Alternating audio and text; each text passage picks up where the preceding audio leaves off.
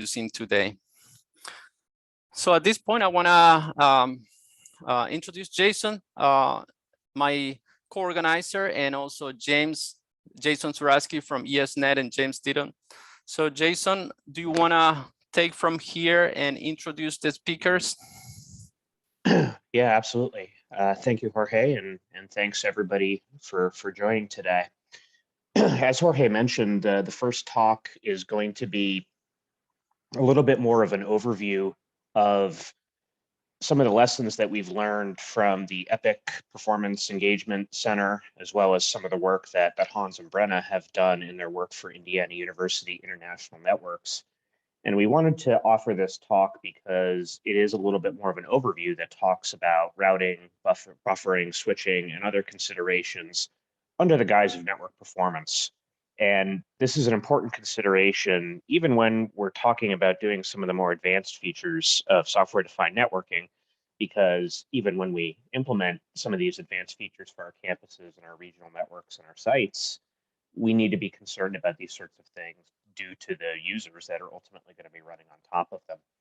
So I'd like to introduce our two speakers here. Hans Addleman started with Indiana University in the UIT Support Center in 2001 and advanced into a position in the IU Network Operations Center soon after. In 2003, he took a Layer 3 network engineer position with IU Campus Networks. In 2006, he joined the IU Global NOC and built his networking experience in several roles, including network planning and deployment, open flow-based networking, network security, and technical training. He has supported several international projects, including the MANLAN Exchange Point, the WIX Exchange Point, Transpac, and the Internet to Singapore Exchange. And since 2015, he's worked with the International Networks team at Indiana University and is the network architect for that group. And he is the lead for the EPIC Roadside Assistance Program, where he does a lot of technical workshops and training like this and participates in deep dive workshops. Brenna Meade started out working for the campus networking group at Colorado State University as an undergraduate and graduate student. And she became a network engineer for the University of Denver in Denver, Colorado shortly thereafter. In 2019, she worked for Arapahoe County government as a senior networking engineer, where she designed, implemented, and supported county networks. And Brenna is now a network systems analyst for the international networking team at IU. So both speakers have a lot of experience, and they've structured their talks so that there is going to be room for questions at the end. And we do ask that people use the chat feature to ask questions, and we'll bank them all up and ask them at the end of their talk. So with that, I will turn it over to Hans and Brenna to get us started today. Thank you, guys. Thanks, Jason. That was a very lovely introduction.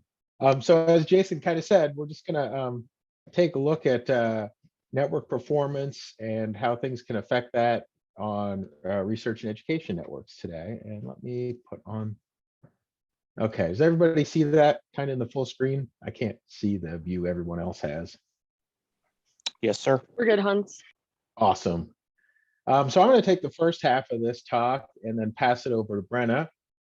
So let's get started. A little bit of an agenda here. We're going to talk real briefly about what EPIC is.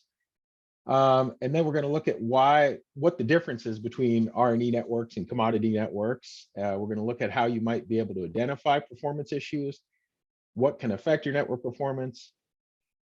Oh, excuse me. BGP routing steering mechanisms. We find a lot of issues are routing issues, stale routers, stale routing configurations and things like that. And then Brenna's going to talk also about the routing working group that started this year and how you can get involved in that if interested. So the Engagement Performance Operations Center started a couple of years ago. It's a joint project between Indiana and ESNet. Jason Zarowski is one of the co-PIs along with Dave Gent and Jennifer Schupp. It is a part of the CC STAR program that I'm sure many of you are familiar with, and we're here to support science. It says domestic science, but because the EPIC team is also the international networks at IU team, we will support science wherever, all over the world. And one of our big things is creating partnerships inside the community, whether it be with regional networks, infrastructure providers, science communities that span all the different funding sources. So why do we need an engagement operations center? Today's science is collaborative science, right? A huge example, I'm sure all of you know, is the Large Hadron Collider over in France, Switzerland, or France and Switzerland. The ring kind of spans both countries. Anyways, they're producing not gigabytes, but terabytes of data every day, and scientists all over the world want to look at that. So you're not just producing science in one spot and using researchers in that same spot. You're sharing that science all over the world, whether it be astronomy, or astrophysics or whatever it may be, or high energy physics. So we found that there are sometimes some impediments, whether it be routing or all kinds of things as part of EPIC that causes trouble for these scientists to collaborate. And the faster they can get their science between each other, the better it all is in the end. So moving on quickly here, the difference between a research and education network and a commodity network. My colleague Eli Dart actually made this. The research and education networks is this stuff in the red circle here. It's a subset of the much larger internet, of course. These networks are built for and by research organizations to support mostly their science and research activities. They are generally directly connected together, trying to keep the commodity internet that's maybe built for other purposes, business purposes, out of the middle of the connections. And these networks are built to support high performance science applications, while I said before, the commodity internet's built for other things, right? We'll have large flows usually on the research and education network, where on the commodity network it's a bunch of smaller or mice flows, Netflix, email, things like that. So I kind of hit on some of this, right? So the research and education networks, we have lots of bandwidth, or we try to have lots of bandwidth available for use. We have a lot of really smart network engineers looking at that and trying to keep that very performant.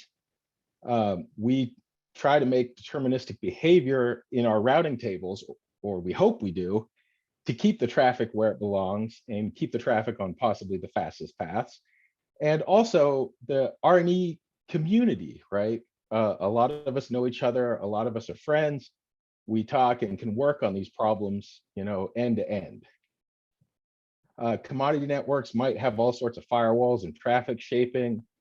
ESNet has seen, in some of their testing, they've seen high performance flows going across commodity network actually be taken down by a DOS protector. The commodity networks actually saw it as a denial of service and stopped it. And so that's probably not a good thing. And quite honestly, we don't know the architecture, right? We don't really know what kind of devices we're passing through. And on the R&E networks, it's a much smaller subset of the internet, and we can have a little more control over it. And right there, R&E networks are engineered to support science. And of course, keep the science traffic on the science networks. So real quick, I wanted to show this example, and this happened just last year. There was people at the Ohio Supercomputing Center had installed a perf sonar node, and they were testing that new perf sonar node on their network to an ESNet host. I believe it was across the country, somewhere on the West Coast. And they noticed here in one direction, they were getting darn near 10 gigabits per second, right? This is a 10 gig host. They were doing really great. But in the other direction, they were doing absolutely nothing, right? The performance was just darn near zero.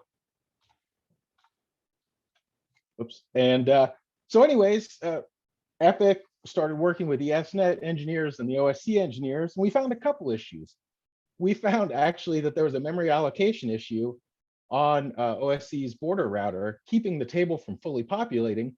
So they never actually had an RNE address for the ESNet network pop into their table. And you can actually see this in a clip of the trace route here.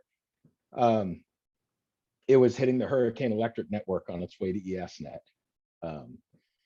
And also at the same time, ESNet found an out-of-date routing config as well, allowing for routing asymmetry, basically. And we could see, that the performance was terrible in the direction that it was hitting Hurricane Electric. And nothing against Hurricane Electric. It just shows that the research and education networks are sometimes built better and for these kind of use cases. And of course, they made these changes. They fixed up. I think they had to install a new version of code at OSC on whatever their border router was. But in the end, when they got the traffic flowing across the research and education network, traffic or a test in both directions hit almost 10 gigabits per second, or the theoretical maximum of the network card. And this, of course, also is another example of the need for the routing working group that we'll talk about later, for people to discuss how best to keep their traffic on the RNE networks. Identifying hard failures versus soft failure. So a hard failure, a fiber cut, power failure takes down a router, your hardware just stops working, whatever it may be. That's something that a NOC, your network operations center, is going to get alerted to.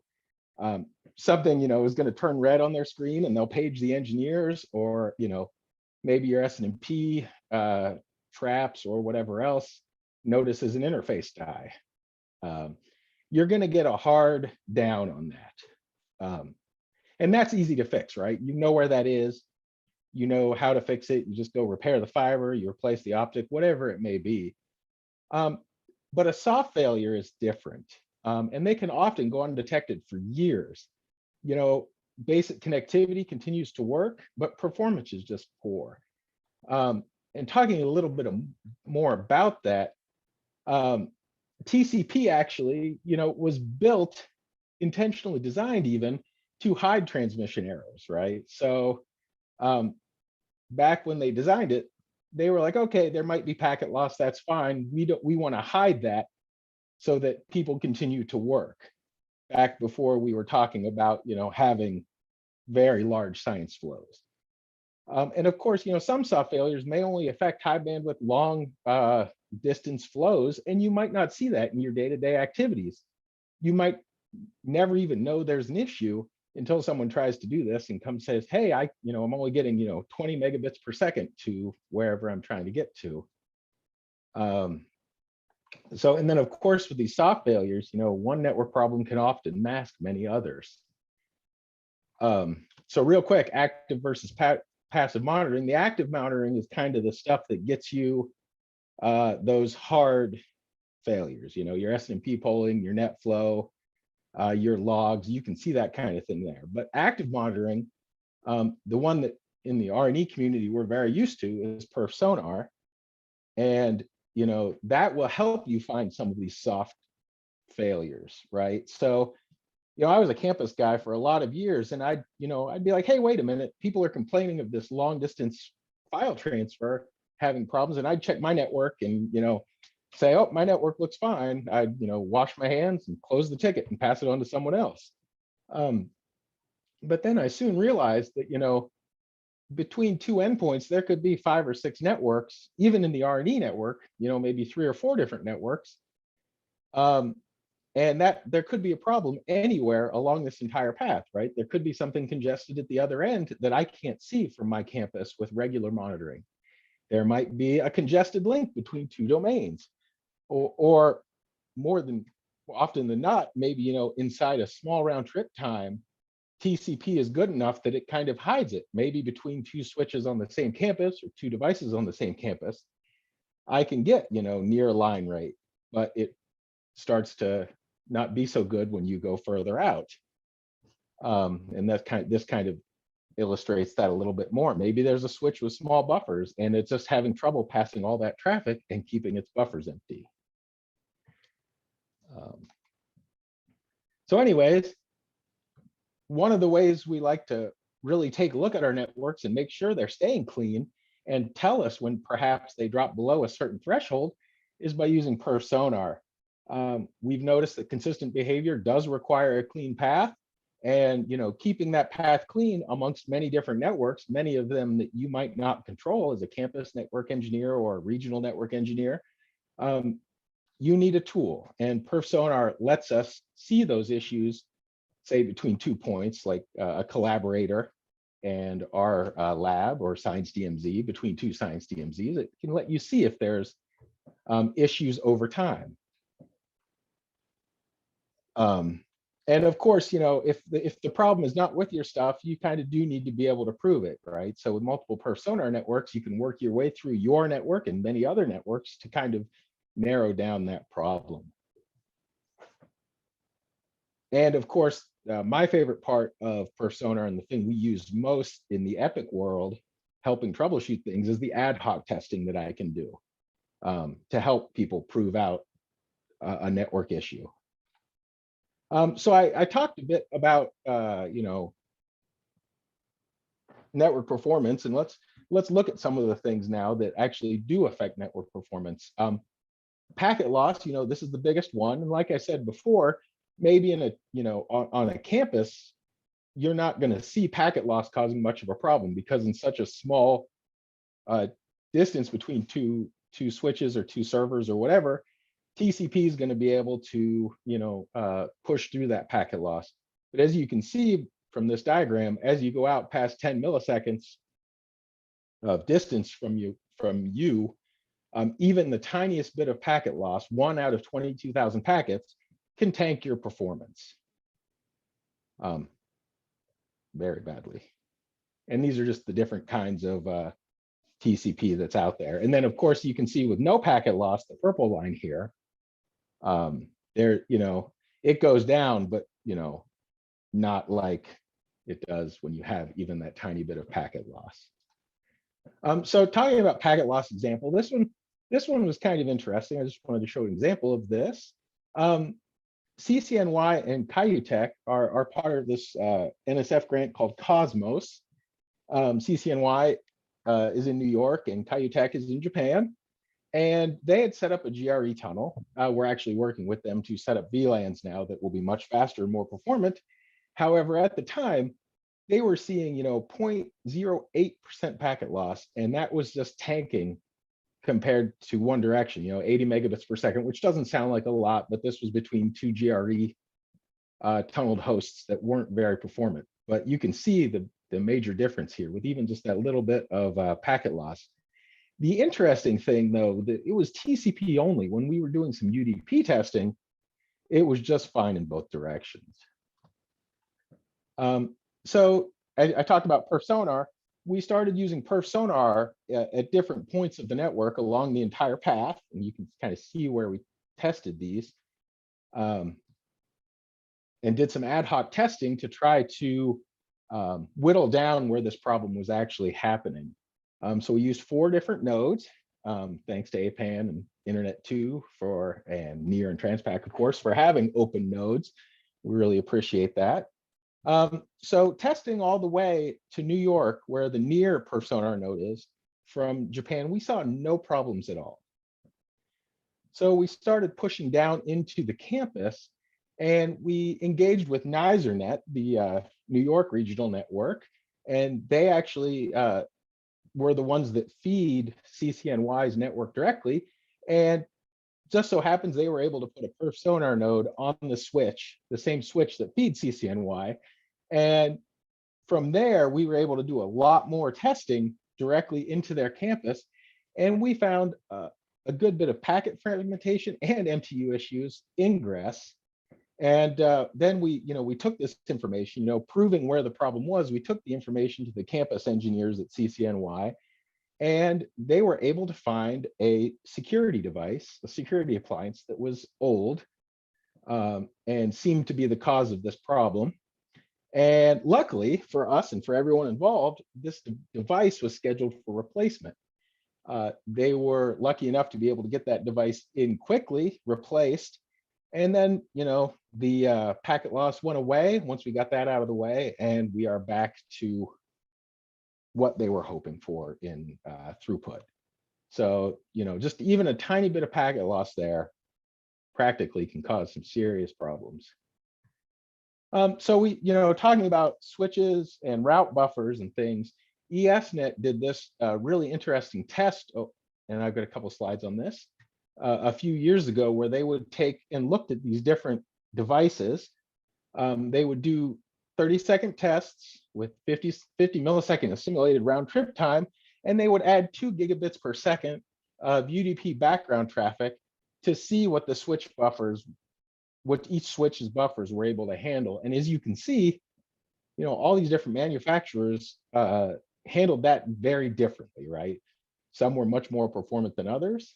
The Brocade was interesting because they were able actually to change the max queue size of the buffer on the fly, and you can see how big a change that was from their 1 meg default on the switch all the way up to 64 meg. And then this is kind of that a better picture of that test and how they made it happen, but also they started messing with the different buffer sizes. I believe this was the Brocade where they could actually manipulate that buffer size on the fly through configuration. And they noticed that, there's a sweet spot of about 60 megabits per second, right? So it's interesting. And this is something you really want to look at when you're building performant networks or messing with switches to make sure that they have the buffer in them that they need. Also, you need to make sure you have enough memory on your host, right? And to talk about the bandwidth delay product for a second, with TCP, you have to, you send a burst of data and your computer will wait for, hey, yeah, I got it. You are able to increase that TCP window, and you can see that here. This is one stream takes 125 megabytes of host memory on the source end to put 10 gigabits a second 100 milliseconds away, and that's just one stream. So 125 bytes, excuse me, doesn't sound like a lot, but if you have 10, 20, 30 streams all going at once, that starts to increase. So it's definitely something you want to think about, and something we have seen in practice happening where the hosts were not tuned properly with that window. And when we were able to manipulate that window, the speeds would increase drastically. And Brenna, I think this is where you take over. It is. Thank you, Hans. So the next network performance issue we're going to talk about is MTU, maximum transmission unit. So some of the ways that MTU can affect performance are mismatches between networks and internal to networks, non-standard MTU changes made or required by commercial providers or DDoS scrubbing services, and path MTU discovery blocked by security appliances and ACLs. Epic wrote a quick guide about MTU, so you can find on this link for those of you that look at the slides later. But we're also going to go over an example that we saw through our Epic engagements. Next.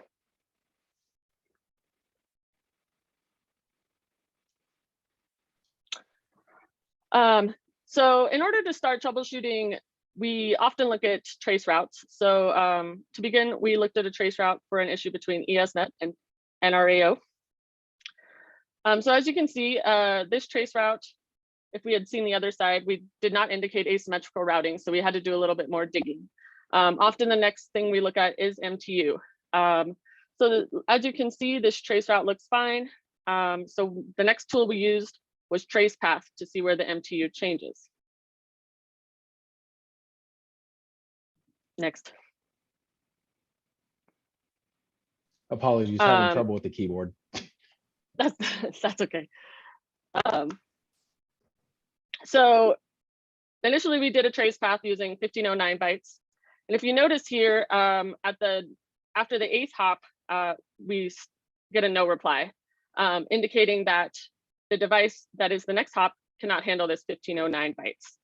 So in our next attempt, we went down to 1508. And as you can see from this trace path, that was able to continue. So that for us indicated a MTU mismatch between the Maria router and the UVA router. So it wasn't actually an issue with ESNet or NRAO. It was actually an issue in the middle between UVA and Maria. So we were able to locate the problem based on these trace routes and trace paths. So the issue between the Maria and the UVA router, the Maria interface was actually configured for MTU 9192, which is pretty common, MTU 9000. And the UVA interface was configured to MTU 1518. And that's why we saw that difference between the 1509 bytes and the 1508 bytes that indicated this MTU problem.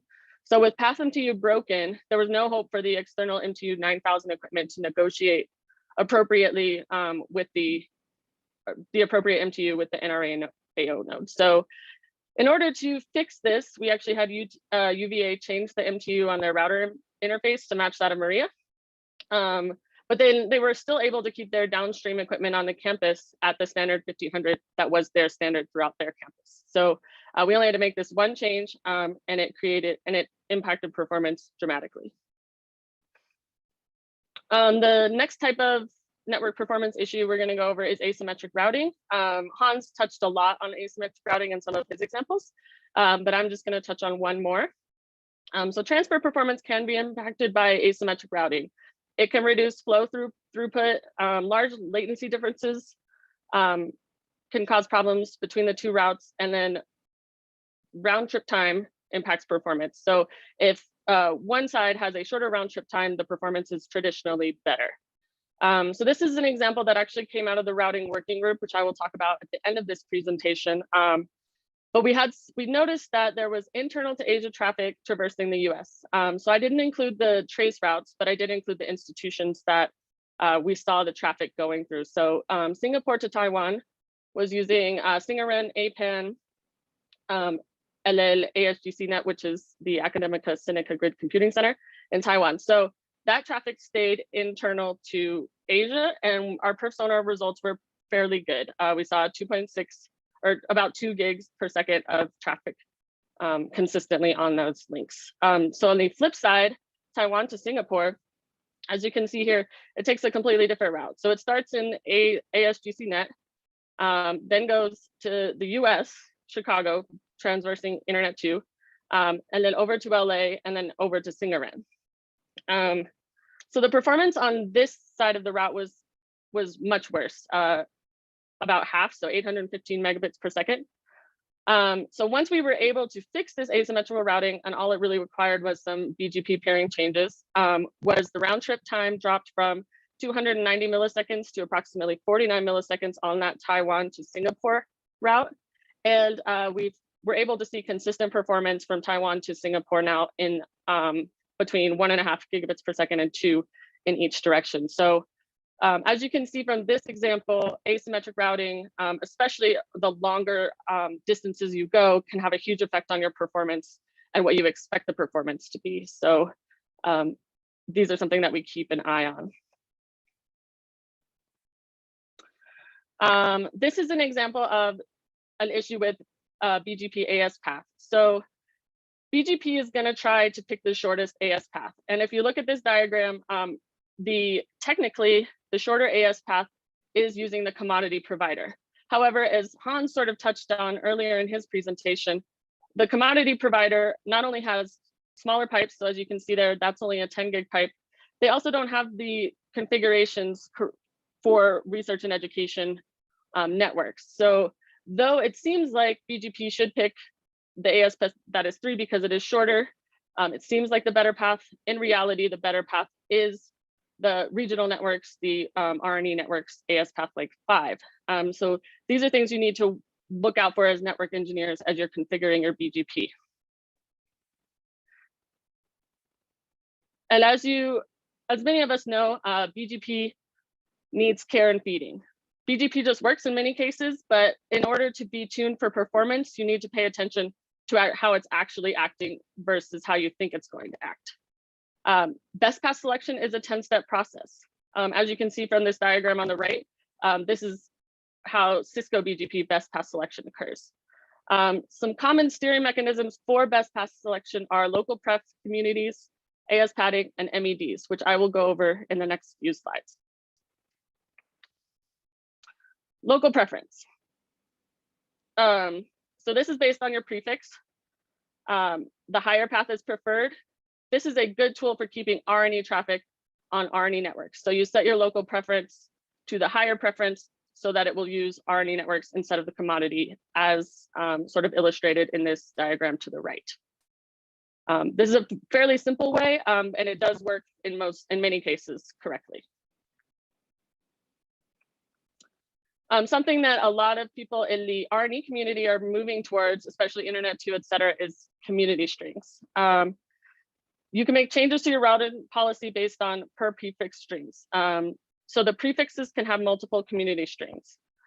This can provide pretty useful information about your prefixes, and communities that might be useful to external networks should be made public. So as you can see in my next slide, Internet 2 actually did this with their network. So these are the BGP community strings offered by Internet 2. So when you look at them, you can sort of make assumptions based on what you're seeing in the community string. So you set your local preference on your advertised prefix. So default's 100.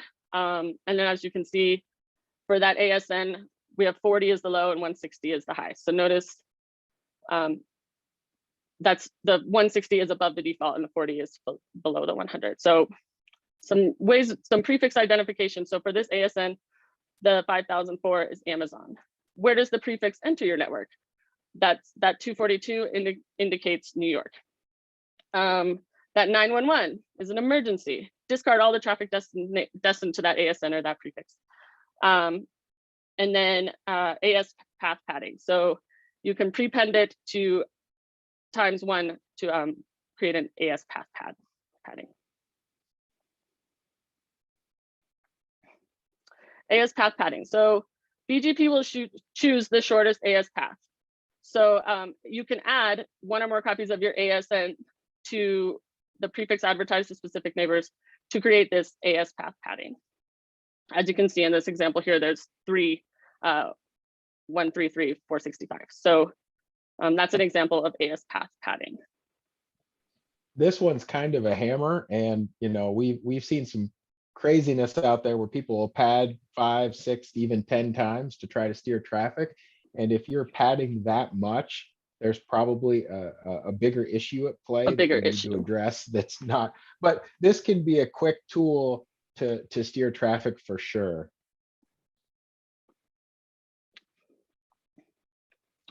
Okay, so we went through all of these network performance issues. We showed all of these examples, but what does it mean? What is the takeaway? It's important to realize that routing does not take care of itself. BGP is great, but as we touched on, sometimes it doesn't do what you think it's going to do.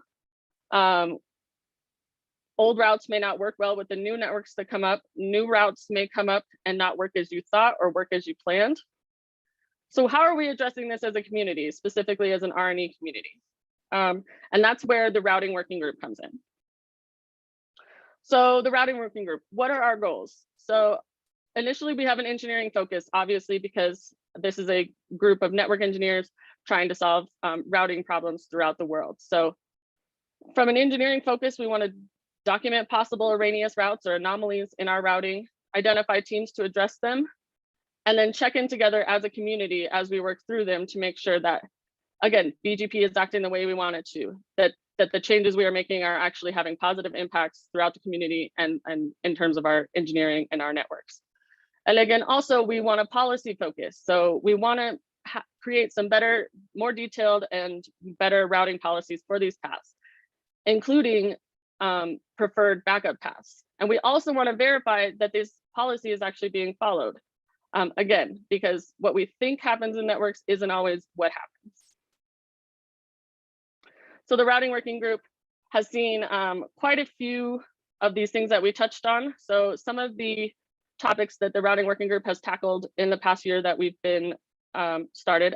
I am the co-chair of the routing working group along with Hans Addleman, my co-presenter for this. So some things that we've seen, as I touched on earlier, asymmetrical routing, the example I touched on came out of the routing working group. Also, RNE data taking a less efficient route around the world, as we saw with my example. For another example, so Europe to Asia routes traversing the US, or Africa to Europe routes traversing the US. Another example we touched on, RNE data taking a commodity route when an RNE path is available.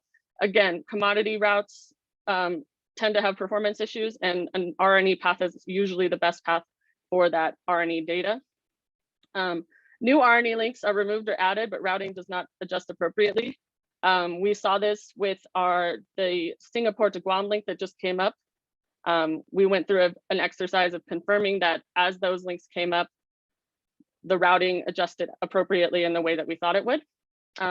Leaking of private ASNs into the global routing table by RNE networks, and then IP blocks advertised with a bogon origin ASNs within the RNE routing table. So these are just a few of the topics that we've been able to address in the first 9 months, essentially, of this group. So this group does work based on cases. So the co-chairs, Hans and I, take your cases in, and we develop teams to address these cases.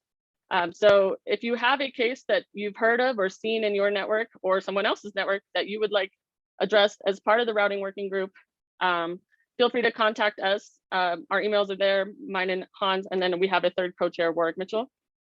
We also have a routing working group email and email list so that we can contact everyone through that group. We also have a Slack instance and a website. We have over 151 members of the routing working group as of right now. And we're always looking for more cases and more members of the community to join us. Contact any of us for more information.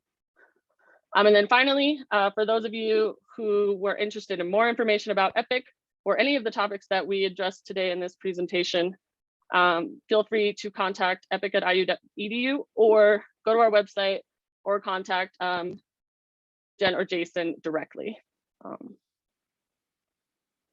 And I believe that may be the end of our presentation. That is. Well, thank you very much, Brenna and Hans, for this great presentation. So if you have any question, feel free to write in the chat window or unmute yourself. Let's wait in case there is any questions.